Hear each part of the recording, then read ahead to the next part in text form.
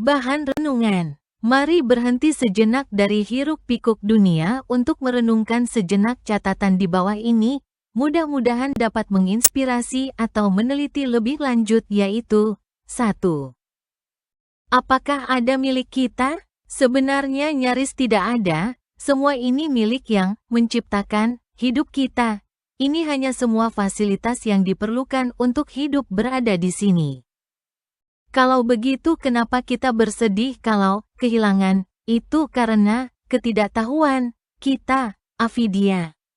Oleh karena itu kita patut belajar agar mengerti hidup sejatinya sehingga dapat damai dan tenang menghadapi setiap perubahan. Timbul pertanyaan, siapa sebenarnya kita? Kita bukan tubuh, bukan juga pikiran. Kita adalah kesadaran, jiwa, Atman. Marilah belajar dan mengerti tentang Atman Brahman Aikyam. Dari sini akan berkembang menjadi Tatifam Asi. Ini menjadi konsep dasar dalam agama Hindu. Jadi apakah masih takut kehilangan, termasuk milik kita yang tidak langgeng ini? 2. Nikmati dan hayati saat kini. Hidup ini tidak kejam. Tetapi dia tidak berhenti menuntut agar kita menikmatinya seperti apa adanya. Bukan seperti keinginan manusia, dia memiliki hukum-hukumnya sendiri. Bila tidak sesuai keinginan, kita menderita, sedangkan bila sesuai kita bahagia. Bagi orang yang menderita hari ini, agar cepat berlalu, mengharapkan hari esok sesuai harapannya. Kadang-kadang hari esok itu tidak juga. Begitu seterusnya, mereka sibuk mengejar sesuai keinginannya. Cobalah berhenti sejenak, hening, akan kembali kesadaran, hidup itu adalah hari ini, di sini dan sekarang. Nikmatilah dan hayati secara penuh kesadaran, mindfulness. Apalagi berkeinginan seperti dahulu yang pernah dialami, agar kembali lagi. Jadi pikiran itu sibuk dipenuhi masa yang akan datang dan masa lalu, lupa dengan hidup hari ini.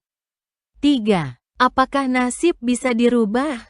Pernahkah kita bertanya, kenapa saya terlahir dari bapak, ibu si Anu yang miskin, tetapi si Polan terlahir dari orang kaya dan tubuhnya cakep? Banyak pertanyaan yang bisa diajukan seperti, dia hanya kerja santai rezekinya mudah, kita kerja mati-matian sulit. Janganlah khawatir, itu semua persepsi sendiri. Sebenarnya, ada sesuatu atas kendali kita dan ada yang tidak. Karma yang sudah terjadi dan harus, prarabdha, sulit dirubah, sedangkan yang terakumulasi, sancita, dapat dirubah. Merubahnya melalui tindakan sadar yang baik, berpikir suci dan sesuai dharma. Dengan demikian dapat mengurangi dampak buruknya. 4. Madu dan racun selalu berdampingan. Sorga dan neraka tidak berjauhan, keberhasilan dan kegagalan satu sisi mata uang yang sama. Anugerah dan kutukan sisi lain dari persepsi pikiran yang sama. Hal ini bisa dilihat dari sosok Risi Durwasa, yang terkenal cepat marah lalu mengutuknya. Durwasa terlahir dari putra Risi Atri dan istrinya Hanasuya atas memuja Dewa Trimurti, Brahma, Wisnu dan Ciwa. Dari kecil sudah memperlihatkan sifat pemarahnya. Oleh ayahnya dinasehatkan laksana, api. Dapat untuk memasak, tidak lupa juga membakar rumah kalau tidak benar.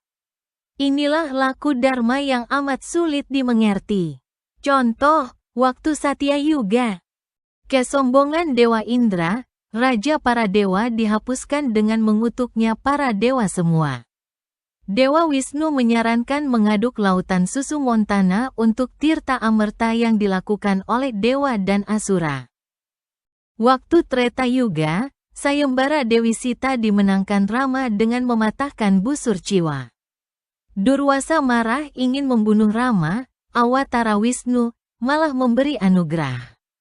Begitu pula dua para yuga.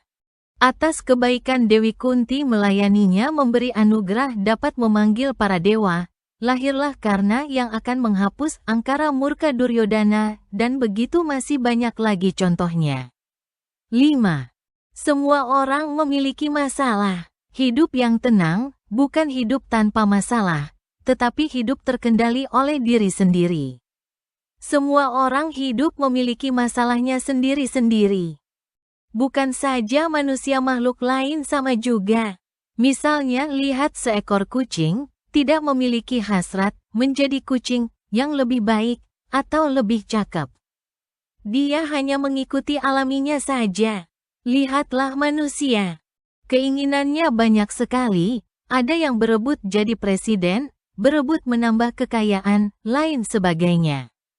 Tetapi walaupun demikian, kucing belum tentu hidupnya tenang, kadang berebut makanan, berebut betina saat musim kawin dan lain-lain. Jadi hidup tenang berdasarkan kendali atas diri, terutama kata-kata dan keinginan. Janganlah semua kita katakan apa yang kita pikirkan. Begitu pula jangan semua katakan apa yang kita inginkan, kendalikanlah itu. Demikianlah renungan itu, semoga dapat inspirasi untuk memperdalam lebih lanjut dan menemukan sesuatu untuk hidup yang bermanfaat.